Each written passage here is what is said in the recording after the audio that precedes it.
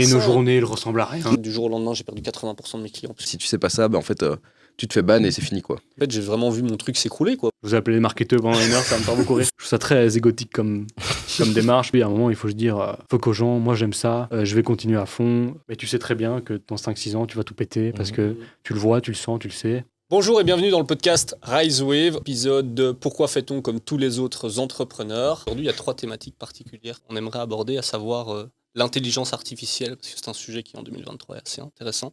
L'argent vs la passion dans le domaine entrepreneurial, et alors nos petites folies de jeunesse pour clôturer, ça peut être assez sympa.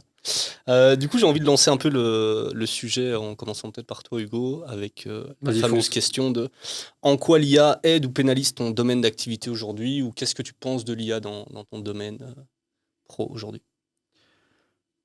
Très belle question, parce qu'on va faire comme à la radio. Non, mais moi je dois dire, en fait, il pénalise pas pour l'instant. Je pense que c'est plus vous qui pénalisez les marketeurs en général. Je vous ai appelé les marketeurs pendant une heure, ça va me faire beaucoup rire. Ça va être sympa. Oui. Non, le seul problème qu'il y a actuellement, c'est qu'il y a beaucoup de gens qui pensent que les développeurs sont morts. En tout cas, une partie des développeurs sont éventuellement morts. Je sais pas trop si je partage en tout cas l'avis pour l'instant. Tout ce que je sais, c'est que moi, le peu de fois où j'ai demandé à ChatGPT de me faire du code, c'était globalement assez nul à chaque fois. À part sur des trucs vraiment très précis qui fait de l'algorithmie et tout.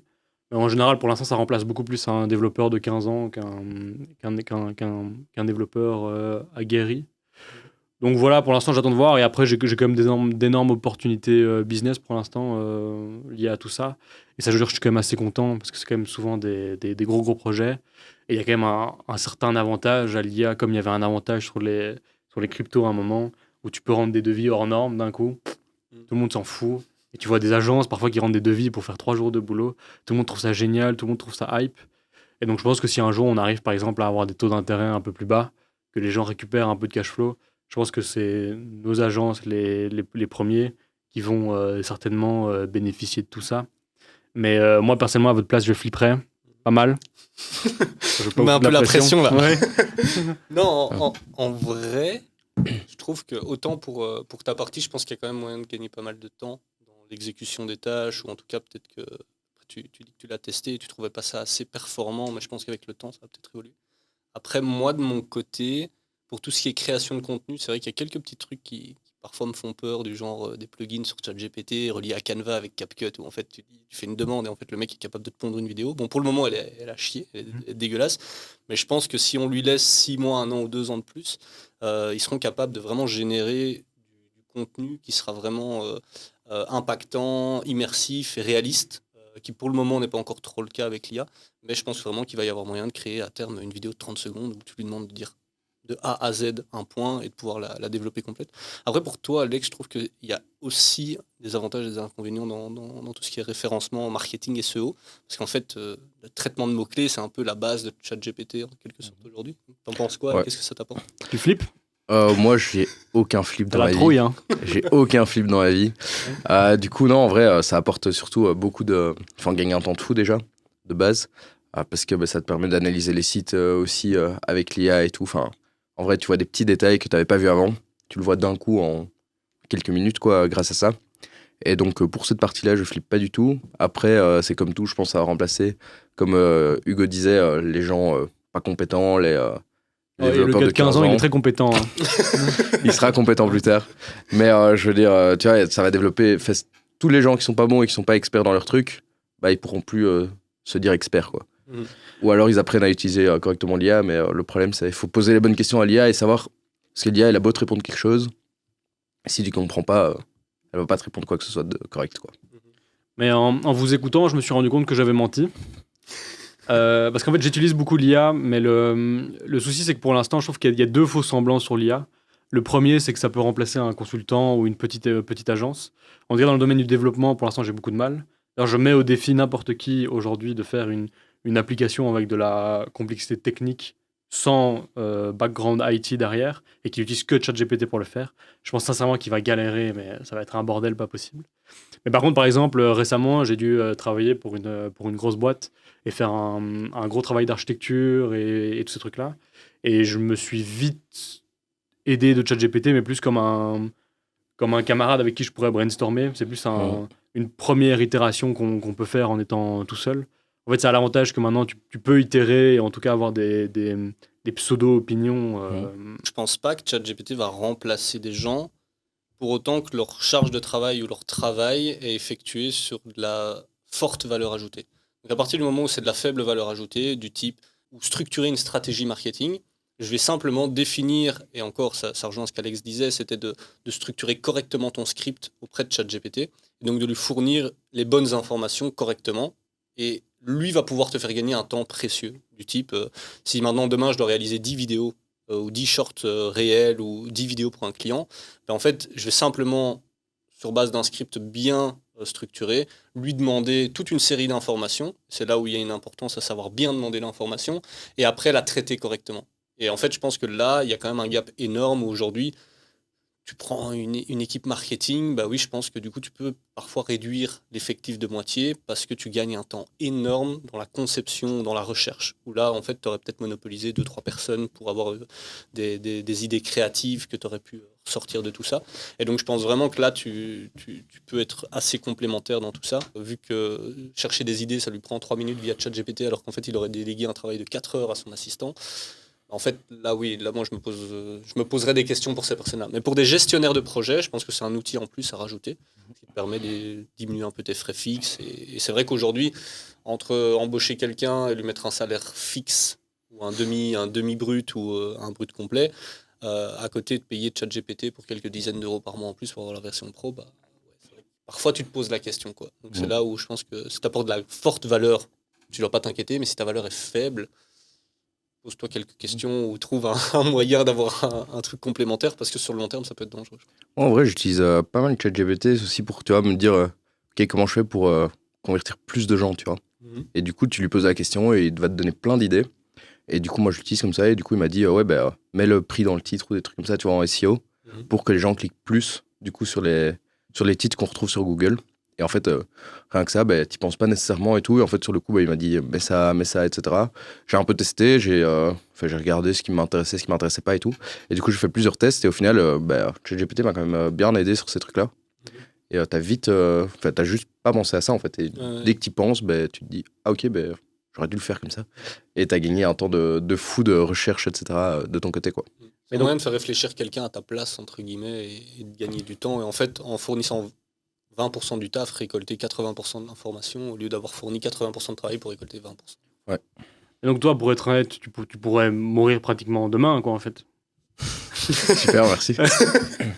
Non, parce qu'en vrai, le truc, c'est toujours la même chose. Tu dois lui demander des trucs ultra précis. Tu vois, tu peux pas lui dire fais-moi tout, parce que ça marche pas. Et du coup, tu dois comme savoir où est-ce que tu dois t'appuyer pour lui demander des infos, tu vois. Genre là, c'était parce que là, je savais que ça, fallait que je l'augmente. Et du coup, je lui ai demandé de m'aider pour augmenter cette partie-là, tu vois. Mais je peux pas lui dire ouais, tiens, voilà la page, fais tout pour moi, STP et YOLO, vas-y, tu vois. Ça marche j'entends, pas. Mais c'est plus. Est-ce qu'aujourd'hui, quelqu'un avec une IA qui a peu de connaissances de SEO, mais qui sait quand même les outils qu'il faut utiliser, quoi, est-ce qu'avec ChatGPT, il peut quand même arriver à un niveau amateur plus avec de l'IA, quoi? C'est plus ça que je veux dire. Moi, je pense qu'il peut arriver au niveau amateur, ça oui. Amateur plus, peut-être pas. Tu vois. Genre, c'est assez complexe quand même. Il y a plein de paramètres qui rentrent en compte. Même ChatGPT, il te répond pas, il connaît pas tout, quoi, tu vois. Genre, si tu lui demandes pas un truc précis, il sait pas te répondre, quoi. Moi, j'ai déjà essayé, je lui ai dit, ouais, vas-y, explique-moi tout ce qu'il faut que je sache sur le SEO. Grosso modo, il m'a sorti la définition Wikipédia quasiment. Ouais, donc si t'as pas déjà une expertise et que tu sais pas aller lui cadrer le contexte correctement, lui ne pourra pas te donner l'information. Et en plus de ça, si tu sais pas traiter correctement l'information qu'il te donne, en fait, c'est inutile. Donc, tu as quand même un besoin de maîtrise minimale. C'est vrai que, comme Hugo dit, si en fait, tu veux arriver, et j'ai fait le test parce que j'ai dû mettre en place une campagne pour un marketing pour un client dans un domaine qui n'est pas du tout commun. Et donc, en fait, je me suis dit, comment je vais attaquer? Ouais, par exemple. Exact. Et donc, domaine hyper complexe, énormément d'émotions dans ce secteur. Et donc, en fait, je me suis dit, mais comment je vais faire de la pub? Qu'est-ce que je peux faire? Et concrètement, j'ai pris ChatGPT, je lui ai posé les questions et le mec m'a fait une stratégie complète, de A à Z. Et on parle de structure A/B testing, de trois sections dans la partie ads avec une connaissance de marque, du retargeting, du marketing. Donc vraiment, il avait scindé toute la strate en décomposant tout ce que je devais faire, le type de contenu que je devais faire en A/B testing, des visuels, des carousels, etc. Et en fait, je me suis dit, mais en fait, l'information est là. Mais après, derrière, il faut pouvoir la mettre en place. Alors, je dis pas que le méta-ads est complexe à comprendre, mais il faut quand même pouvoir l'intégrer, il faut quand même pouvoir structurer tes cibles, tes audiences, etc. Et ça, je pense pas que tout le monde est capable de le faire. Mais par contre, tu peux le faire justement, rapidement. moi j'avais testé pour un client de voir qui me check toutes les bonnes pratiques sur Facebook pour pas te faire bloquer. Ouais. Et du coup, je me suis dit, tu sais quoi, je vais écrire un petit texte où il y a des fautes, je lui donne avec une photo et il check. Le truc, il m'a dit, ouais, t'inquiète, tu peux y aller, vas-y, let's go, tu respectes tout. Alors qu'il y avait des mots genre, tu les mets pas dans Facebook, t'es banni direct, quoi. Ouais, c'est ça. Et du coup, tu vois, il y a des limites. Et du coup, si tu connais pas vraiment le truc, en fait, il peut se tromper, tu vois. C'est pas, Ah ouais, mais ça, c'est clair qu'il c'est peut pas se un tromper. pro. Et si tu t'y connais pas et que t'es amateur plus, ok, mais si tu sais pas ça, en fait, tu te fais ban et c'est fini, quoi. Après, moi, ce qui me fascine quand même aujourd'hui, c'est que je pense que ça va être un outil formidable pour tous les commercials un peu bullshitters. Moi, si j'étais commercial, j'utiliserais ça toute la journée. Je vendrais tout et n'importe quoi tout le temps. Et je m'éclaterais tout le temps. Ça, c'est une certitude. Mais la vraie question, et que je pense que c'est pour ça que ça angoisse tout le monde, c'est est-ce que vous, aujourd'hui, en tant qu'humain, vous voyez vraiment une supériorité en vous par rapport à l'IA? Ouais, moi, je suis devenu Superman. Une supériorité, je dirais pas, mais je pense que, et après ça en revient à un débat qui peut, je pense, être très très subjectif, mais tu prends le boulot d'une caissière. Aujourd'hui, pour moi, l'humain mérite, entre guillemets, mieux que ce type d'activité, dans le sens où pour moi, une personne est plus valorisable que juste être là à faire un travail de robot. Parce qu'au final, être caissière, c'est quoi? Tu prends les produits, tu les scannes et ils passent. Alors je dis pas, il y en a qui adorent ce métier et qui font ça depuis des années, mais par contre, là, je trouve un intérêt à dire à cette personne, tu as plus de valeur à apporter que juste de prendre des produits et les faire scanner. Tu peux apporter un esprit créatif et tout le monde a sa créativité à son échelle. Et c'est là où je pense que la partie IA, intelligence artificielle du type faire des bornes automatiques, moi je vais plus que aux bornes automatiques, parce que pourquoi est-ce que je dérangerais le temps d'une personne alors qu'en fait il y a 10 bornes où tu peux scanner, payer, t'es parti. Au final, même la relation que tu as avec une caissière, moi quand je vais à la caisse, pas que je lui parle pas, mais je vais pas entretenir une relation, donc l'humain, et c'est un faux semblant d'humain, je trouve, en tout cas dans certains cas de figure pour les grandes surfaces. Et donc, Moi, j'adore. Hein. je pense que, je pense que vraiment ce fait de pouvoir utiliser l'intelligence artificielle là où elle peut être utilisée à bon escient pour pouvoir permettre à l'humain d'être remis à la place où il peut être vraiment valorisé, parce que je pense que tout humain doit être valorisé dans son quotidien. Là, je pense qu'il y a quelque chose à aller faire. Et donc, oui, aujourd'hui, j'aurais tendance à dire que tant que l'humain s'épanouit dans son activité. Tu vois, autant au Delay, je suis d'accord qu'on va pas à la caisse. Par contre, au Colruyt, ce qui est bien, c'est qu'ils te sortent tout et ils te mettent tout dans un panier, tu vois. Et ça dépend de l'expérience que tu fais. Et là, t'es heureux, tu vois. Parce qu'au Deleuze, en fait, elle scanne les trucs et elle te laisse dans ta merde, quoi. Et du coup, au final, alors que t'as l'impression que c'est plus chiant, le Colruyt, parce qu'il n'y a pas de borne automatique, en fait, c'est mieux, tu vois. Mais par exemple, ça. Du coup, moi, c'est ce point-là, quoi. Reprenons une autre question pour mieux schématiser ce que je voulais dire. C'est, j'ai devant moi 2 jeunes entrepreneurs à succès, félicitations à vous. On a toi qui a des consultants, on a toi qui va avoir tout un tas d'employés, j'imagine, bientôt. Est-ce que demain, vous voyez qu'il y a un de vos employés ou un de tes consultants qui peut être remplacé par une IA? Vous avez beau être des gens formidables, est-ce que vous la remplacez ou pas? Commence. En vrai, ça va dépendre à quel point, tu vois. Est-ce que je peux le remplacer à 100%? Est-ce que l'IA est parfaite, tu vois? C'est ça la question. Faisons 3 use cases. Premier use case, tu remplaces 50%, tu dois prendre 50% du taf. Deuxième use case, 70-30. Et troisième use case, 100%. En vrai, je crois quand même que je préfère payer quelqu'un qui vérifie, tu vois. Même à 100%? C'est plus la vérification derrière, tu vois. Ouais, t'es un mytho. Hein. Non, mais en vrai, potentiellement, tu vas juste pas prendre... allez, t'avais peut-être 3 consultants qui bossaient pour toi, et tu vas passer de 3 à 1 à un moment, mais parce que en fait, tout le monde va plus vite, tout le monde gagne du temps, etc. Mais de là à remplacer 100% des gens, je suis pas sûr, tu vois. Parce qu'au final, c'est toi qui dois gérer l'IA, tu vois. Du coup, au final, le temps que toi, tu gagnes, enfin, l'argent que tu gagnes là-dessus, en fait, tu le perds en temps derrière. Je sais pas, parce que gérer un humain... Ça dépend des humains, il faut prendre les bons humains. Je sais pas, mais... Moi, personnellement, alors j'ai un avis assez tranché sur la partie employé, parce que j'ai été amené dans différents cas de figure à devoir gérer des gens, mais que ce soit... déjà, il y a une différence entre un employé et un ouvrier. C'est pas du tout le même profil à gérer. Les caractéristiques et les besoins et les intérêts ne sont absolument pas les mêmes. Un ouvrier va beaucoup plus donner d'intérêt à la partie financière, entre guillemets, comparé à un employé qui va donner beaucoup plus d'intérêt à ses conditions, et son cadre, et son confort, entre guillemets. Donc, tu vas lui mettre une voiture de société, des avantages, un congé, des vacances, etc., du télétravail et tout. Un employé va beaucoup donner d'intérêt à ça, alors qu'un ouvrier, lui, tu lui augmentes 10% son salaire, il est de nouveau motivé, entre guillemets. Pas une généralité, mais de manière large. Et donc, du coup, moi, j'ai énormément de mal à gérer beaucoup d'humains. Mais par contre, je pense que l'humain est important à certains endroits clés. Déjà au niveau du management, je pense qu'une IA n'est pas capable de manager aussi bien qu'un humain, parce que le relationnel, tu ne le remplaces pas par l'intelligence ou un truc électronique. Et donc je pense que tu as besoin d'avoir un échange humain indispensable.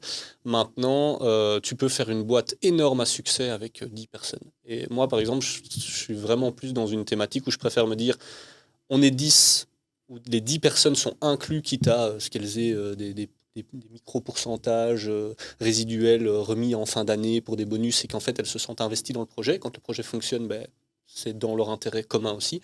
Plutôt que de créer une boîte où en fait tu te retrouves avec 100 ou 1000 employés et en fait ils sont tous là pour leur salaire et dès que leur salaire leur convient pas, leurs conditions leur convient pas, ils partent.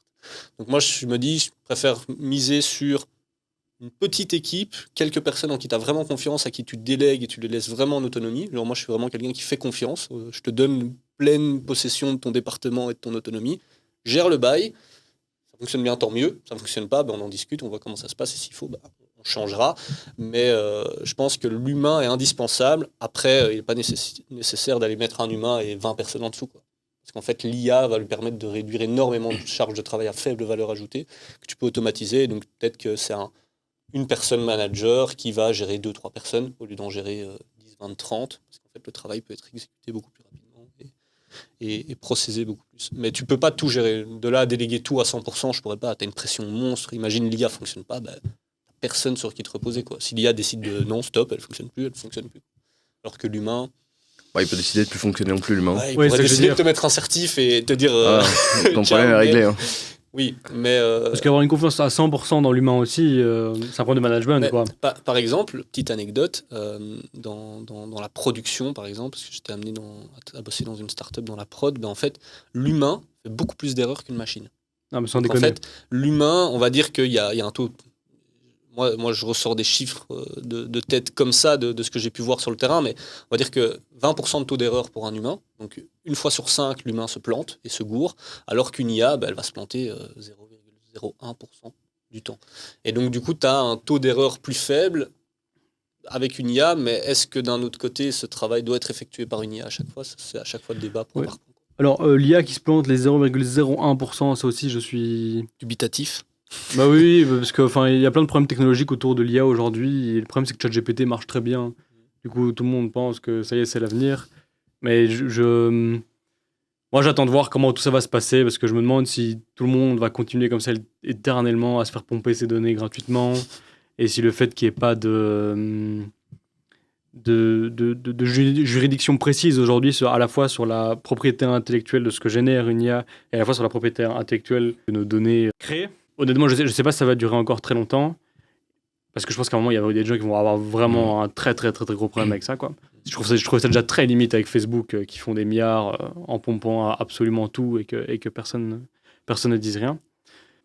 Donc moi l'IA, je suis d'accord que pour l'instant c'est fantastique. Je suis d'accord qu'on va vers un truc formidable, que si demain moi j'ai des clients qui veulent en faire, que je vais en faire, c'est cool.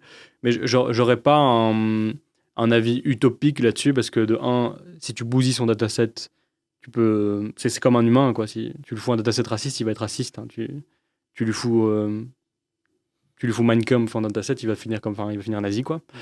Et je sais pas si c'est une bonne idée aujourd'hui de mettre un focus essentiellement là-dessus. Et pour revenir à ce que tu disais tout à l'heure, c'est que moi, le peu de fois par contre où j'ai dû gérer un humain, il faut quand même avouer qu'aujourd'hui gérer un humain est devenu une problématique très compliquée, notamment pour des business comme nous, parce que en plus de devoir faire du management, on a des rôles assez horizontaux vu qu'on est des petites structures.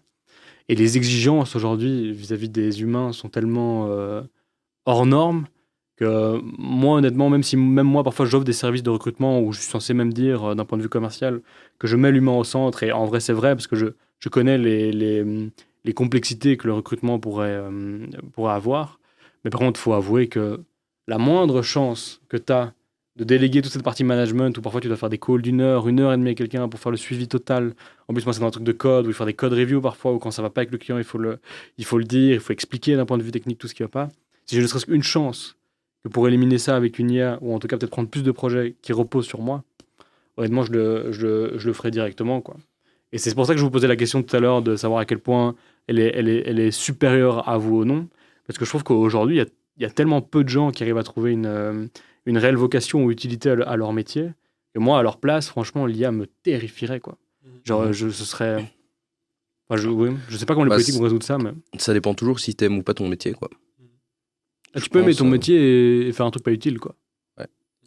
D'ailleurs, c'est un peu l'intro, et on va partir de là pour aller sur le sujet suivant, qui est en fait le mixte entre la passion et l'argent, en fin de compte, parce que c'est un peu ce vers quoi on va, c'est se dire qu'au final, est-ce que l'argent est le seul vecteur de motivation de quelqu'un, quand tu vas travailler dans une entreprise, par exemple?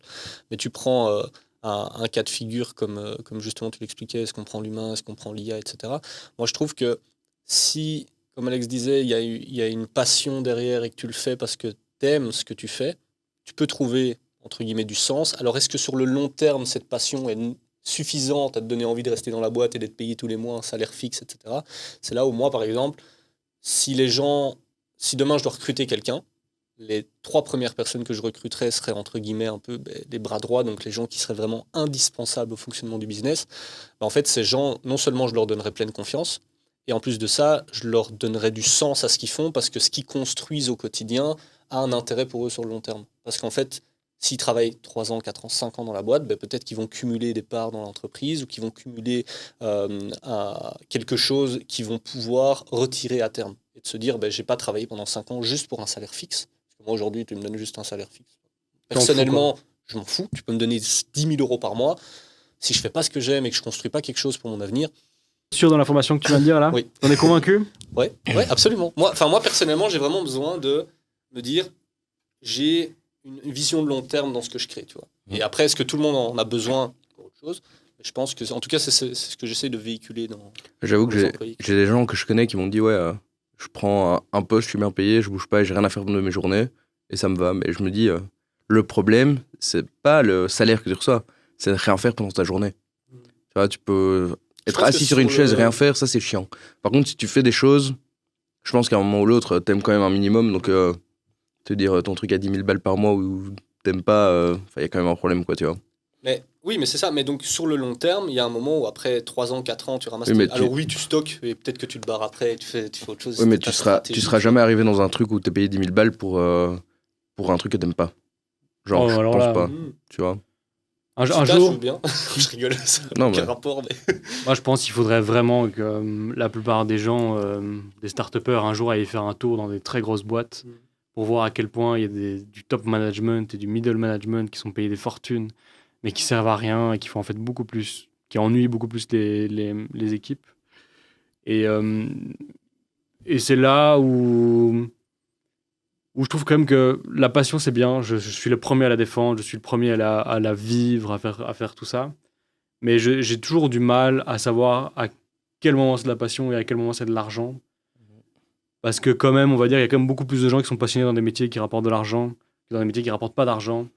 Et je sais franchement pas si c'est une coïncidence, quoi. Je suis pas sûr qu'ils sont motivés à la question. L'argent est une source de motivation, ou une source de... Ou quelque chose qui amène à la passion, c'est possible aussi. Peut-être. Mais je pense que tout résultat tout résultat d'un travail fourni, qu'il soit monétaire ou qu'il soit juste de la satisfaction personnelle, le fait de gagner une course et d'être élu gagnant en premier, recevoir ta petite coupe, tu t'es valorisé, tu vois. Je pense que déjà le fait d'être valorisé sans que... Si tu es valorisé dans ton travail, tu as envie de continuer. Donc, entre guillemets. Et après, le fait que tu reçoives un montant qui soit gratifiant ou avec lequel tu as des ouvertures et donc tu peux partir en vacances, tu peux profiter de choses et faire quelque chose dans ta vie, ça te valorise aussi. Et donc tu te dis que ce que tu fais ne sert pas à rien, entre guillemets. Donc ouais, moi, personnellement, j'ai un besoin d'avoir une passion dans ce que je fais. Mais c'est clair que si tu n'en retires pas à un moment donné une ressource financière, donc si tu bosses pendant 3 ans sur un projet qui te passionne mais que tu n'en retires rien, à un moment, la viabilité n'existe plus. Tu vois. Tu peux pas travailler 3 ans sans gagner d'argent sur... Après, il y a des gens qui bossent pour gagner de l'argent, pour faire des trucs qu'ils aiment sur le côté aussi, tu vois. Alors, je sais pas si t'aimes bien, je sais pas, je vais dire n'importe quoi, mais genre le golf. Bah, en fait, tu bosses et tu joues au golf le week-end, quoi. Ouais. Donc ça, c'est une possibilité aussi, quoi. Ouais. Donc, par c'est exemple, pas nécessairement passionné, tu vois. Enfin, les jobs étudiants, moi j'ai travaillé pendant 8 ans dans la restauration. J'ai travaillé 8 ans, je vais pas dire que je kiffais pas. C'est un truc qui était chouette parce que j'avais un contact client et j'y trouvais mon intérêt. Mais clairement, non, travailler pour 12 balles de l'heure pendant 6 heures d'affilée, parfois même 12 ou 13 heures parce que tu fais des services en coupé, ça n'a rien de super chouette, entre guillemets, parce que c'est un travail dur, etc. Mais par contre, l'argent que j'en ai sorti m'a permis d'investir dans des projets ou de vivre des choses sur lesquelles je trouvais une passion. Donc, t'es pas forcément obligé, je pense, d'avoir ta passion dans ton boulot, mais d'arriver à trouver un équilibre qui fait qu'une fois que tu as fini ton boulot, peut-être que tu peux aller te ressourcer dans une passion ou autre. Je sais pas, toi, comment justement tu fais, Hugo, pour arriver à trouver... Est-ce que tu trouves un juste milieu? Est-ce que justement, toi, l'argent est une source de motivation et donc apporte la passion? Non, mais le seul truc, c'est que moi, j'ai envie d'être honnête. Vas-y. Mon combat. Je veux. Ouais, allons-y. Et je fais quand même le constat avec les années, avec les cheveux qui deviennent grisonnants. Que, À 22 ans. Ouais, merci de le rappeler. que j'ai quand même l'impression que les gens passionnés, au moment où ils actent leur passion, ont quand même un rapport assez étrange avec le regard des autres. Que j'ai souvent l'impression qu'une passion est beaucoup plus l'image a beaucoup plus un rapport avec l'image que tu projettes aux autres que ce que le passionné veut bien faire croire.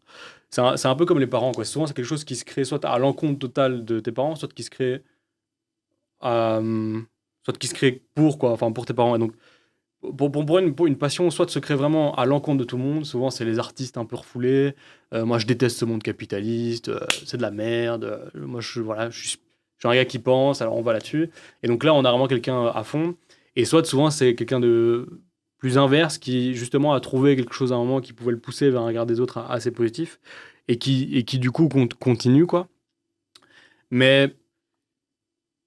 Et moi, avec les rétrospectives de toutes les passions que j'ai eues, que ce soit la pâtisserie, l'informatique, etc., je veux dire que j'ai toujours trouvé un bénéfice social et monétaire. Et c'est là où j'ai un peu du mal parfois avec les discours de fous passionnés. T'as l'impression qu'ils pourraient habiter dans une hutte et faire que ça, et ça pourrait aller.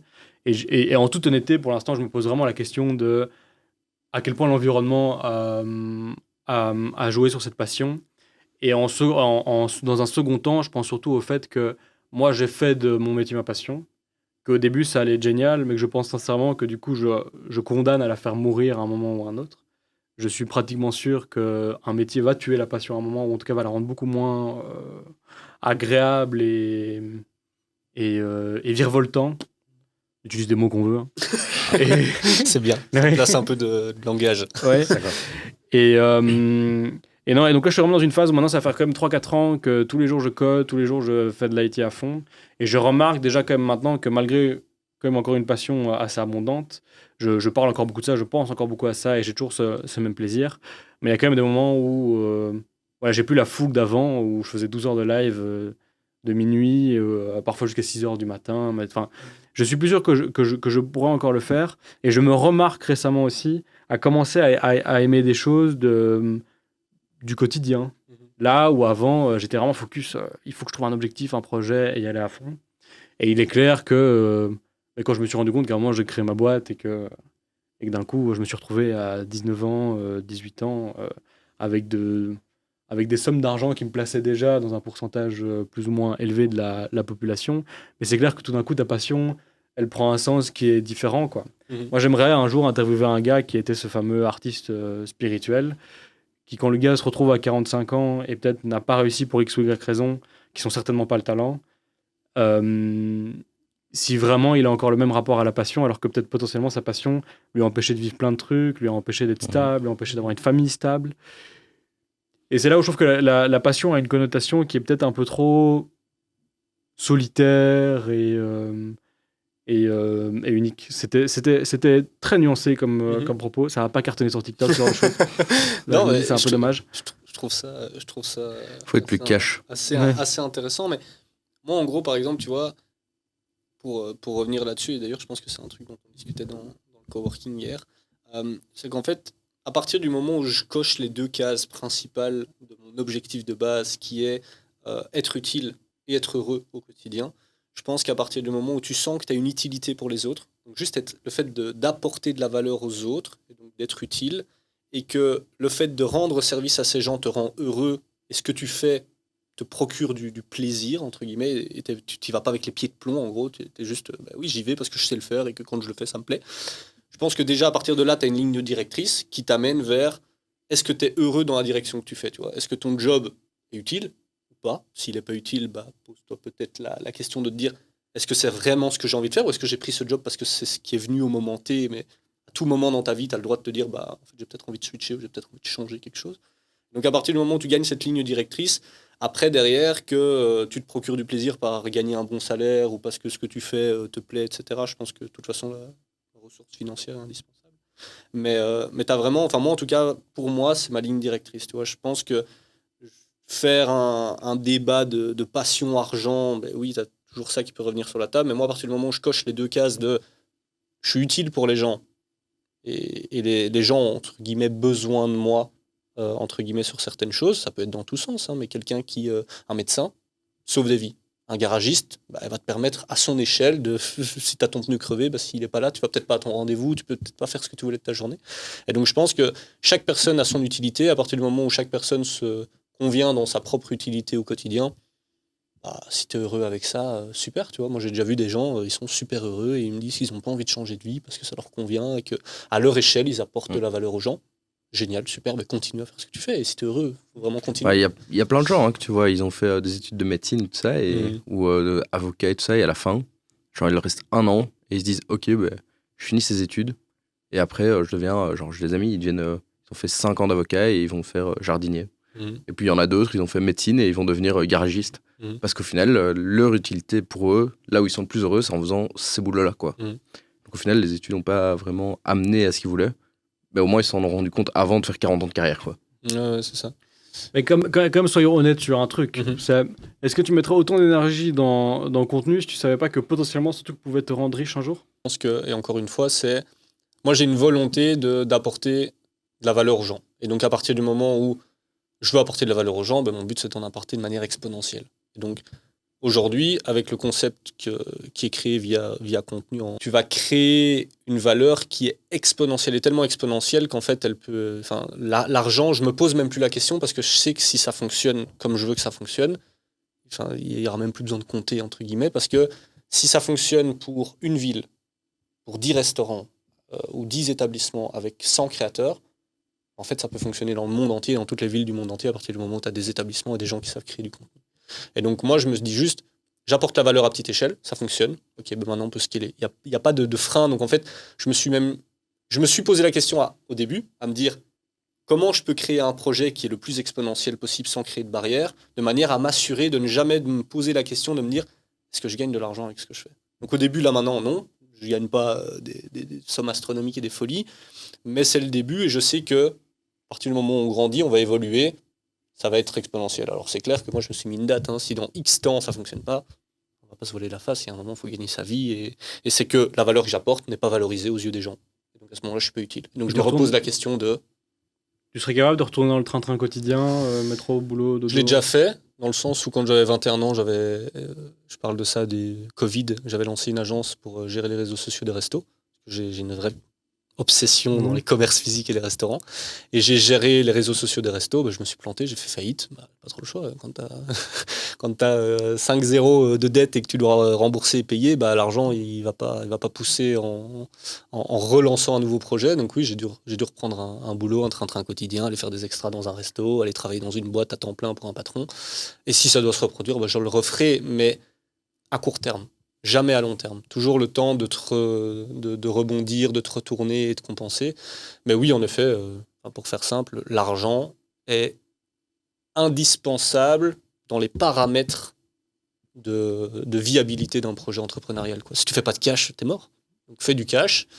Puis après, tu verras comment mener à bien pour que ça devienne passionnel et que ce soit passionnel, mais fais du cash. C'est bien, au moins, il y a de l'honnêteté. Il y a de l'honnêteté, fais du cash. Il y en a beaucoup qui vont te dire, ouais, non, mais c'est que de la passion. Non. Genre 100%, mais à un moment, si tu gagnes pas ta life...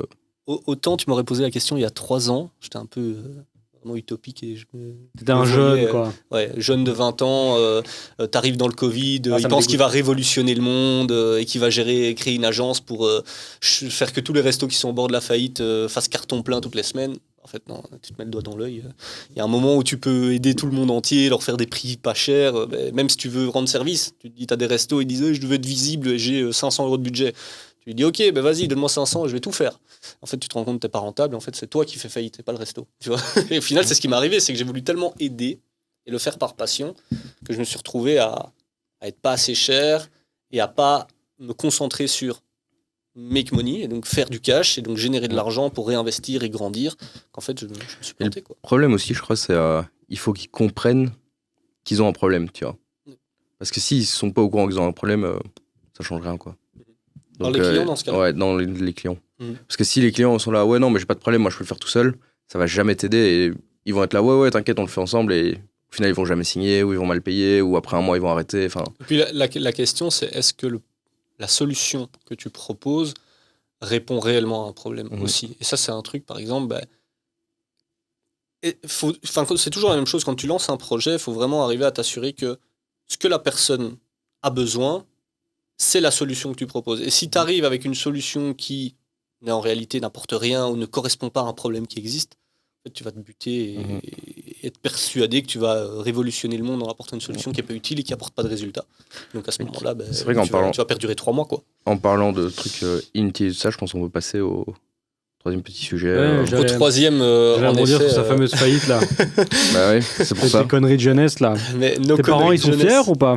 Alors, ça a été un long débat. D'ailleurs, la période a été assez... Ça a été un débat, ta faillite? Tes parents t'ont dit, écoute, Lionel. C'est toujours un débat. Hein. Ça a été assez compliqué à gérer, déjà, pour moi, personnellement. Une dépression? J'ai vécu une dépression, dans le sens où, en fait, je suis sorti de mes études, j'ai toujours lancé des projets, je faisais un peu d'e-com, etc. J'ai lancé l'agence, et en fait, j'ai lancé l'agence, et sur 1 an, et ça a été les montagnes russes, dans le sens où j'ai acquis mon premier client, puis mon deuxième. Et en fait, mon deuxième, j'avais eu la chance de travailler avec des franchises de pizza, pour pas citer le nom. Et donc, en gros... C'est fini par Hut? Non, c'est l'autre. Ah, c'est fini par Os.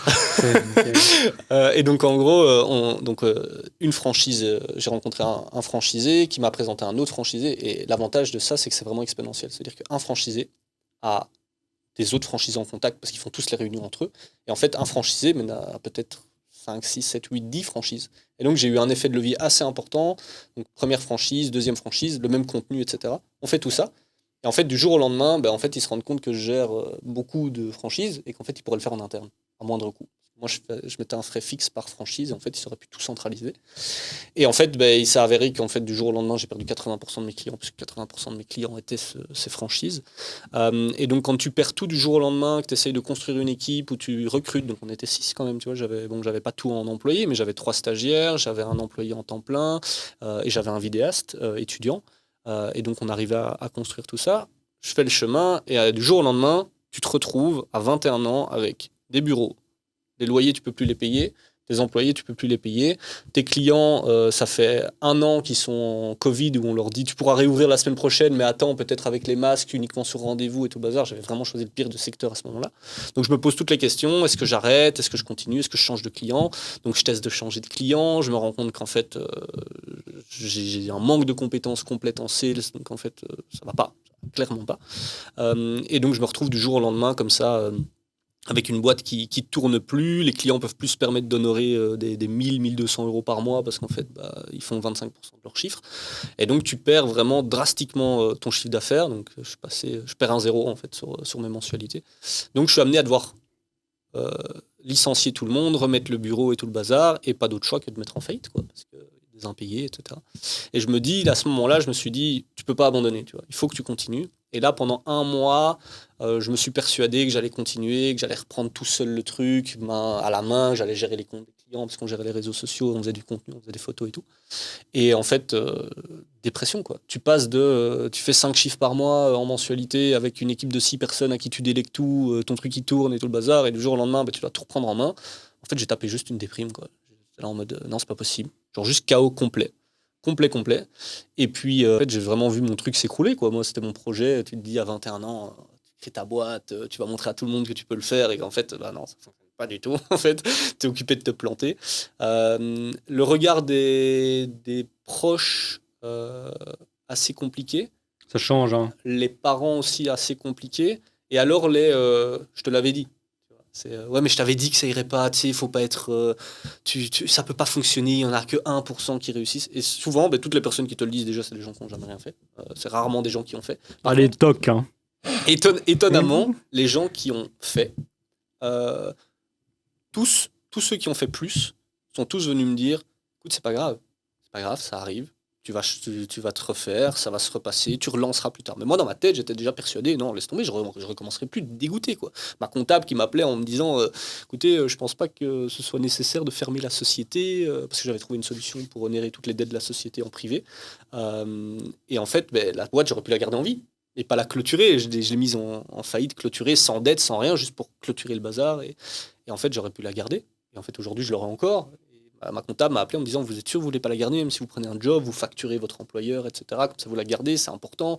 Dans 3 ans, vous n'aurez plus le problème de faillite des 3 ans de la société. Têtu, j'ai continué, je suis resté dans mon optique et je ne l'ai pas fait. Et donc ouais, ça a été assez rude, assez dur. T'as du côté de privé, que ce soit dans ton couple, ta copine qui fait des sacrifices, qui mord sur sa chic, et en fait, tu te retrouves après un an à lui dire, en fait, ça fait un an qu'on mord sur notre chic, et en fait, c'est pire que quand on avait commencé, parce que là, c'est la merde complète. On avait un appart, il a fallu le rendre, il a fallu retourner chez les parents, il a fallu trouver des solutions, et puis après, on s'est retrouvé un truc, heureusement, j'ai eu la chance de trouver un gars formidable qui m'a fait confiance et chez qui j'ai pu taffer pendant un an.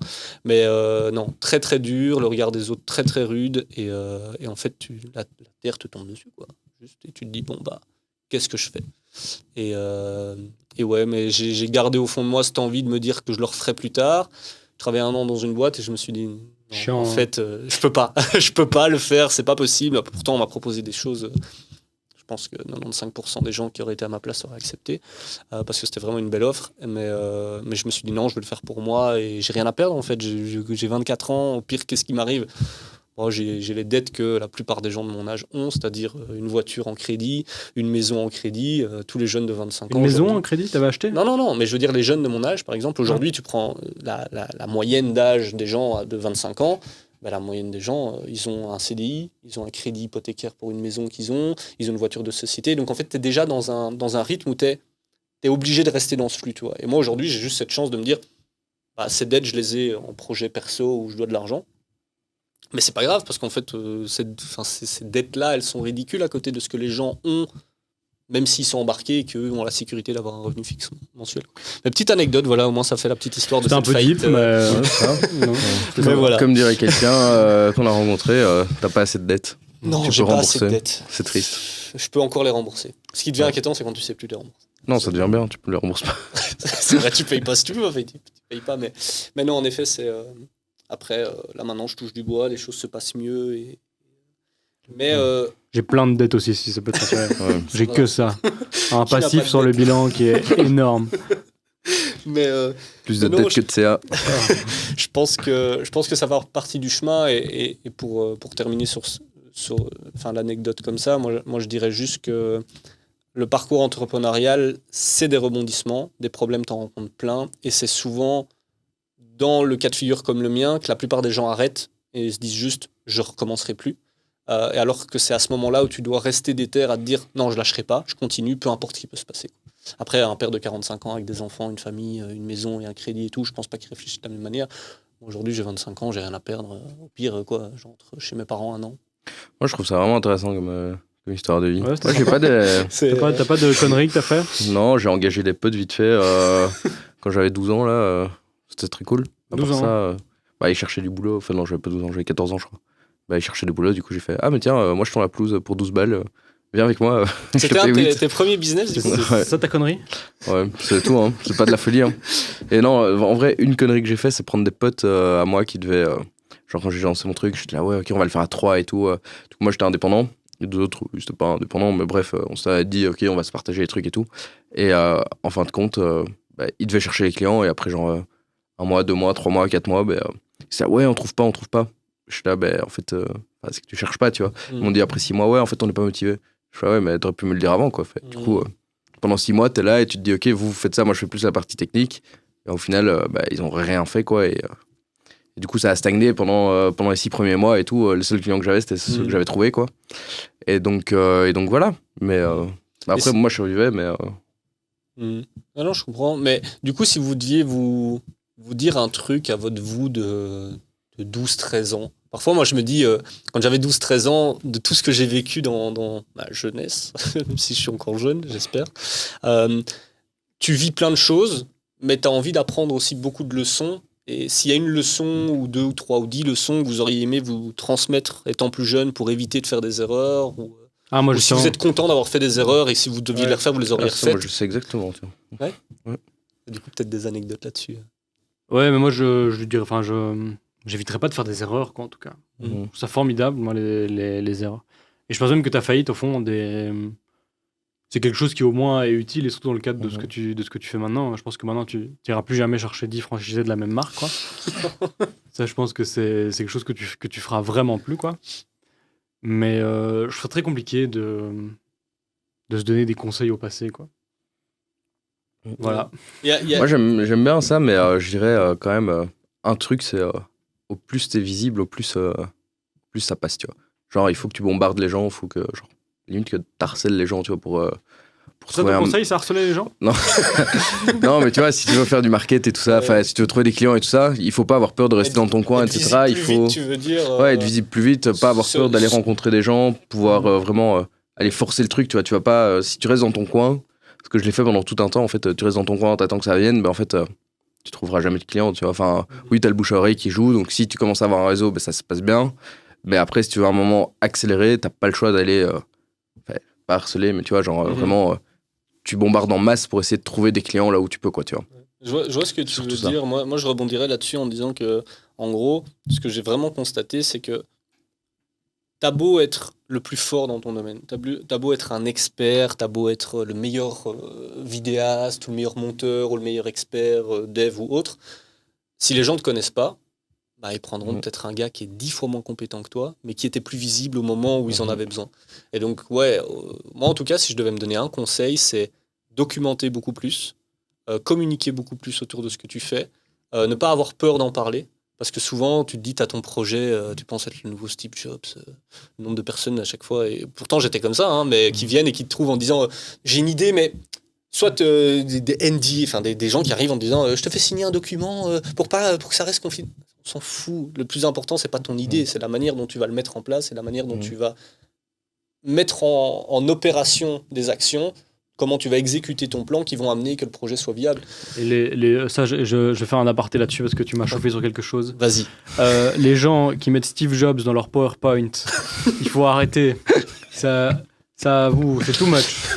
Les gens qui font des photos avec des cols roulés sur LinkedIn, bras croisés avec des jeans, c'est non aussi. Voilà. D'accord, c'est pour faire le rapprochement à Monsieur Steve Jobs. Ouais, par contre, un truc que je me dis que j'aurais bien voulu faire, c'est de tout filmer. Genre, tu vois, de dire, ok, comment t'as commencé, de voir... Nul. Moi, je trouve ça nul. Non, personnellement. Et nos journées, elles ressemblent à rien. Non, mais pas les journées, mais genre. On dit toute la journée. Mais il y a moyen de le faire intelligemment, tu vois. Ouais, ça, juste avoir des. Tu vois, tu te fais un résumé, genre, tous les mois, tu vois. Tu te fais un petit résumé, genre, de qu'est-ce que t'as fait ce mois-ci, etc., depuis que t'as commencé. Et je trouve qu'à la fin, c'est pas mal. Mais c'est pas pour les gens, tu vois. Non, même pas pour les gens, pour toi. Genre, pour te rappeler, ok, d'où tu viens, etc., de voir ce que t'as fait, les erreurs que t'as fait, et pouvoir te dire, ah, mais attends, en fait, j'avais déjà fait cette erreur-là. Et tu peux aller revoir ce que t'avais dit avant. Et potentiellement, ça peut te donner des pistes aussi, tu vois, d'avoir ces petites infos, quoi, tu vois. Ou alors tu donnes tout à ChatGPT, tu fais un résumé et à la fin, il te le ressort. Et moi, j'avais essayé de faire ça. D'ailleurs, on parlait de Twitch tout à l'heure. C'est un truc que moi, j'aimerais vraiment beaucoup faire sur Twitch. C'est faire vraiment des formats live où je fais un projet et qu'après, je fasse un giga best-of du projet une fois qu'il est parti en prod et qu'on voit toutes les erreurs. C'est quelque chose que j'avais voulu faire. Mais je me dis que par contre pour le faire j'aimerais bien le faire avec 2-3 autres personnes quoi. Notamment moi je fais la partie dev peut-être un peu stratégique et il me faudrait des marketeurs comme vous si ça vous intéresse. Petit projet en plus. On va développer un projet en plus aujourd'hui. Et non, ce serait clair que même montrer le A à Z d'un projet et surtout le A à Z d'un projet qui va en production, parce qu'il y a plein de trucs sur YouTube aujourd'hui, on fait ce projet là, mais un projet qui va en production est quand même vraiment différent de juste faire le projet. Et donc non, ça je pense que ça pourrait se faire si j'ai du temps qui se libère. Et par contre, je pensais à quelque chose, je rebondissais sur à un vieux truc que tu as dit tout à l'heure. C'est évidemment, j'ai un conseil à donner aux jeunes de 12-13 ans. J'adore donner des conseils aux jeunes. Sachant que tu as 22 ans. Ouais. Et non, et je trouve ça formidable dans notre position de donner des conseils aux jeunes. Je trouve ça très égotique comme démarche, mais... La replacer. Ouais. Je suis hyper narcissique comme gars. Non, je dirais, par contre, ça c'était important, c'est que moi, j'ai commencé à être geek. Du coup, il y a bientôt 10 ans. Quand je dis geek, voilà, je jouais avec des ordinateurs, j'étais à fond jeux vidéo, j'ai commencé à coder, etc. Et à l'époque où je l'ai fait, c'était vraiment, c'est ce que j'ai dit tout à l'heure, j'ai un peu créé cette passion à l'encontre du climat social, parce que c'était vraiment, j'étais pas le gars cool, quoi. Même pour mes parents, ils trouvaient ça bizarre. J'ai déjà passé les nouvel an où je codais des blogs et des trucs. Je faisais des fonctions PHP, j'étais comme un fou. Tu mettais ton petit chapeau à minuit 59 Non, pas du tout, mais je codais comme un malade et je faisais des petits easter eggs dans mon code pour dire « Ah, bonne année ». Enfin bref. Comme les devs de Google, quoi. Ah, moi je suis un malade, hein. Ah, je suis un fou. Et non, et par contre, ce que je dirais, c'est qu'il y a, à mon avis, en tout cas d'après ce que je peux voir, sur ce que certains posts sur les réseaux sociaux témoignent, c'est que je pense qu'à une époque, il y a des passions qui, comme ça, ont été très mal vues et parfois on même été source d'harcèlement ou d'autres problématiques chez les jeunes. Et ce qui est drôle, c'est que on se rend vite compte qu'avec le temps, tout ça veut vraiment rien dire. Parce que là, aujourd'hui, maintenant, je suis un gars qui est vraiment très hypé, quoi. Les gens m'adorent. Je suis le gars chez qui on vient pour parler IA, pour parler toutes ces conneries-là. Et c'est drôle de se dire qu'en 5-6 ans, tout ça peut changer. Et donc finalement, si je dois donner un conseil, en tout cas, c'est plus... Vas-y plus à fond, ou limite, ne te cache pas là-dessus. Et à un moment, il faut se dire, fuck aux gens, moi j'aime ça, je vais continuer à fond, je pense que ça peut m'apporter plein de trucs cool. Ouais. Et je comprends pas, c'est parfois ces climats sociaux qu'il y a autour de certaines passions, parce que finalement, quand tu regardes même à l'époque, tous les gros youtubeurs qu'on critiquait parce que c'était trop geek, etc., c'est finalement les stars absolues du monde moderne, ils cartonnent sur tous les points de vue différents. Ils font des live Twitch à 2 millions de personnes. Ouais, mais regarde un Squeezie. Moi, je regardais ses vidéos à l'époque quand il était avec son petit chat tout boudiné là, et sa vieille lampe avec ses potes. Il se faisait insulter sur tous les plateaux de TV, etc. Et aujourd'hui, maintenant, toutes les marques se battent pour aller au GP. Je pense qu'en chiffre d'affaires par an, il a une des plus grosses boîtes de production de France, à mon avis, si ça se trouve. Et comme c'est des belles revanches sur la vie, quoi. D'ailleurs, regarde un MrBeast aussi. Hein. Le mec, il se fait connaître comment en comptant jusqu'à 1000 ou 1 million, je sais plus. Enfin, bref. Et au final, grâce à ça, maintenant, 10 ans plus tard, tout le monde le prenait pour un fou. Et tu regardes où il est, mais il a juste fait tapis à chaque fois, quoi. Ouais, et ça, je trouve ça hyper intéressant. C'est que le gars, il a pris les bénéfices à chaque fois. Et s'est dit, OK, je vais refaire une vidéo, je prends tout l'argent, je le remets dedans. Et quand tu regardes les premières vidéos qui ont marché, c'est quand il donnait de l'argent aux sans-abri. C'était tout son argent, quoi. Tout ce qu'il gagnait, il le dépensait, quoi. Mais c'est là où la passion est intéressante, parce que c'est le seul moyen aujourd'hui de réellement pousser un truc à fond en pouvant t'en foutre, soit de l'argent, soit du climat social dans lequel t'es, soit dans... C'est vraiment juste un truc qui te guide et qui te pousse. Du coup, ça a un côté quand même un peu joli, quoi. Je pense que le regard des gens peut avoir une pression énorme sur les jeunes, et s'il y a des jeunes qui regardent ce podcast, je trouverais ça intéressant pour eux de le prendre en grosse note. C'est que tu peux parfois mettre de côté tes envies ou tes ambitions par peur du jugement et du regard que les autres peuvent porter sur ce que tu fais. Typiquement, moi je me rappelle le premier business que j'ai un peu lancé, il y avait AliExpress en 2015-2016 qui arrivait un peu, pas grand monde connaissait. Aujourd'hui, maintenant tu parles d'AliExpress ou Amazon, tout le monde est red dingue de ces plateformes pour commander. Mais tu commandais sur AliExpress, tu achetais des trucs à quelques centimes et tu les revendais ici pour quelques dizaines d'euros. Et donc moi je l'avais fait, mais le regard des gens, tu peux très vite, si t'as pas juste envie de te dire je fais mon truc sans penser à ce que les gens peuvent penser de moi, etc., sans prendre en compte les jugements, en fait tu peux très vite te dire ouais mais en fait j'ai l'air con, ou qu'est-ce qu'ils vont penser, qu'est-ce qu'ils vont faire, et en fait tu te dis vite en fait au final je vais pas faire ça, je vais plutôt faire ça, et en fait tu te rends compte qu'il y en a beaucoup qui prennent une direction pour l'image que ça va reprojeter pour les autres. Et moi j'ai juste envie de dire à un jeune qui veut entreprendre aujourd'hui, si t'as envie de faire un truc, si t'as envie de le faire, juste fais-le, on s'en fout de ce que les gens peuvent penser. Et quelqu'un qui a fait plus te critiquera pas. Il y a que les gens qui ont fait moins, entre guillemets, qui pourraient venir te dire ouais mais et si tu fais ça, et là je trouve ça dangereux pour un jeune qui est ambitieux et qui a très peu de doutes ou de craintes. Il va se ramasser des contraintes, il va se ramasser des remarques qui vont en fait juste le pénaliser ou le freiner dans son ambition. Et ça, je trouve ça dangereux pour les jeunes. Donc les jeunes, arrêtez d'écouter ce que tout le monde vous dit tout le temps, quoi. Mais pour moi, quand on est ado, par contre, il y a tellement d'ego en jeu que pratiquement impossible de se délaisser du regard des autres. Je trouve ça un beau discours, mais à mettre en place, je trouve ça vraiment très, très C'est compliqué. compliqué. Et par contre, une autre anecdote aussi par rapport à ce que je viens de dire avant qui peut être intéressante. C'est qu'avant d'être complètement geek, comme je l'ai dit 1000 et 1000 fois, j'étais hyper passionné de pâtisserie. Quand j'ai annoncé à une partie de ma famille qu'à 14 ans, je voulais aller dans une école hôtelière, etc., on m'a craché à la gueule. Enfin, pas craché à la gueule, mais il y avait un sentiment un peu. Bon, il va rien faire de sa vie, c'est bon, il est déjà condamné. Et ce qui est drôle, c'est que maintenant, 7-8 ans après, là où à l'époque, il y avait vraiment rien, enfin, en plus, je dis à l'époque, c'était il y a 7-8 ans, là où à l'époque, il y avait vraiment rien, aujourd'hui, des Amaury Guichon, des Cédric Grolet, etc., c'est des gens qui ont plus de 10 millions d'abonnés sur Instagram. Ils ont ouvert des boutiques partout dans le monde. Toutes les stars américaines veulent absolument aller à Paris pour aller goûter leur dernière pâtisserie ou faire une vidéo avec eux. Et c'est là où vraiment, moi, à la place de dire vous en foutez du regard des autres, c'est que moi, si peut-être je devais me donner un conseil, c'est plus essayer de te construire un discours qui va dans ce sens-là et essayer de trouver plutôt une logique à ta passion qui te dit mais tu sais très bien que dans 5-6 ans, tu vas tout péter parce que tu le vois, tu le sens, tu le sais et avance dans ce sens-là, quoi. Ce sera beaucoup plus facile pour toi d'aller convaincre les autres si tu en es intimement convaincu. Le problème, je pense surtout, c'est qu'il y a beaucoup d'ados qui en fait se font convaincre par le climat social dans lequel ils sont. Et c'est peut-être ça, finalement, le réel danger, quoi. C'est peut-être remettez en question les 19 autres personnes qui sont dans votre classe et qui ont l'air de constituer tout le monde entier parce que vous les voyez depuis 10 ans et vous n'avez pas l'habitude d'aller dans d'autres écoles. Et le danger est pour moi là, quoi. Moi, C'est pas mal, hein. ouais, mais je pense qu'on va pouvoir clôturer là-dessus. Mais donc, ouais, conseils, quoi. Si on doit donner 3 conseils à des jeunes qui doivent entreprendre, faire attention à leur entourage, du coup. Déjà de 1, si on rejoint un peu ce que tu disais, donc faire attention aux fréquentations que tu aurais. Remettre en question, quoi.